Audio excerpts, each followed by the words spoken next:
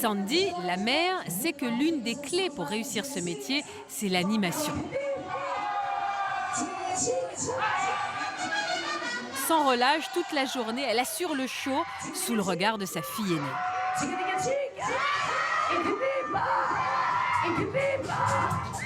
Alors dès qu'elle le peut, quand le nombre de clients diminue par exemple, elle passe le micro à sa fille. Vas-y ma fille, tant qu'il n'y a pas de monde, vas-y, entraîne-toi. Allez. Allez, les émetteurs de sensations, un petit coup d'œil sur la machine. Le départ est immédiat.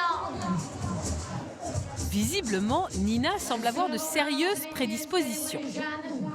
L'on attend que vous. Depuis sa naissance, la jeune fille a toujours entendu sa maman au micro. Je ne vous entends pas, est-ce que vous êtes prêts? Voilà, ok, c'est bon. On va se mettre dans l'ambiance. On n'apprend pas vraiment, on l'a dans le sang. Donc ça vient tout seul, on se met devant le micro et on parle. C'est tout à fait normal d'être derrière un micro.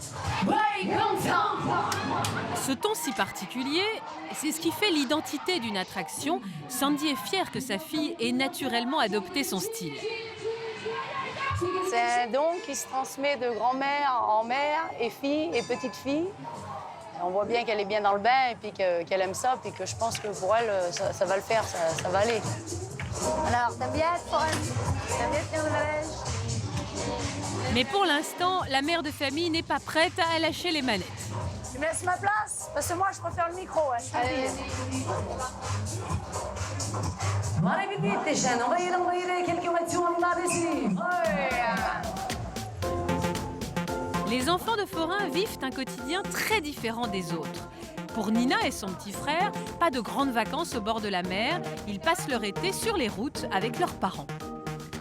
Aujourd'hui, pour Tyson, 12 ans, alors que la fête bat son plein, c'est donc devoir de vacances obligatoire.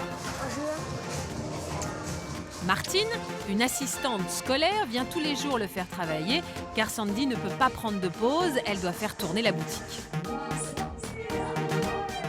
Non, il y en a combien? 100? Non, centaines, 78. 7. Non, il y en a 0. Malgré le vacarme, Tyson n'a aucun mal à se concentrer. Le petit garçon est habitué à faire ses devoirs dans la cabine des attractions, car même si elle travaille, Sandy tient absolument à avoir son fils à ses côtés.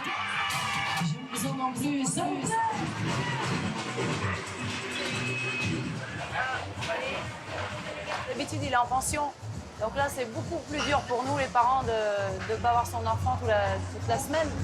Là, il est juste à côté, là. Il fait ses cours de rattrapage pour les grandes vacances. Là, c'est extra, là, il est juste à côté de moi. C'est impeccable. Si le petit garçon s'applique autant, c'est qu'il est déjà fixé sur son avenir professionnel. Moi, plus tard, je vais être forain. Comme ça, je vais apprendre à lire, à écrire, à compter. Et comme ça, quand plus tard, je vais compter la monnaie, tout ça, je vais bien travailler. Comme papa. Ça va y aller? Alors, mon fils, ça se passe bien? Et dis donc, t'as une belle écriture, toi. Oh, c'est beau, ça, hein? Être forain comme ses parents, c'est le rêve de Tyson. Pourtant, le petit garçon sait que c'est un métier très difficile. Les forains travaillent 12 heures par jour en moyenne. Pendant les foires comme celle de Cambrai, ils doivent tenir leur manège de 14h30 à 2h du matin, non-stop. On va se le faire en douceur comme ça, c'est parti. Allez, c'est bon. Ok.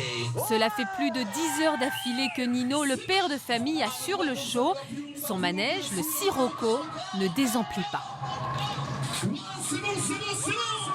On y va, comme ça, c'est bon. Comme ça, c'est bon.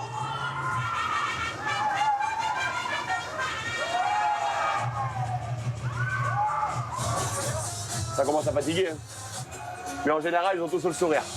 Et ils s'amusent. C'est ça qui est bien. Et nous, ça nous fait plaisir. Ça va bien? Vous êtes sûr? Ça, c'est la joie. Vous êtes sûr? Vous en voulez encore? Vous êtes sûr, vous en voulez encore? Et ça, c'est la joie du manège. Son attraction est l'une des stars incontestées de la foire, avec plus de 500 visiteurs par jour. Bien, ça va toujours.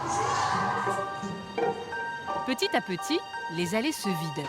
Il est 2 h du matin, les Cambrésiens sont partis se coucher, mais pour le forain, pas question de se reposer pour le moment. Bah là, on fait une vérification à la fermeture, parce que c'est important. Ça, s'il y a un petit souci, on le voit tout de suite. Le moindre problème matériel pourrait avoir des conséquences dramatiques. Si la sécurité des clients n'est pas assurée, c'est toute l'activité de Nino et de sa famille qui est menacée. Alors en plus d'une vérification à l'ouverture de la foire par un professionnel agréé, le forain doit tous les soirs inspecter son manège au peigne fin. Toujours vérifier s'il n'y a pas de jeu, si les anneaux, si tout est bon. On le sait, c'est bon, c'est clair. C'est opérationnel pour demain. C'est vérifié. L'œil du patron, très important.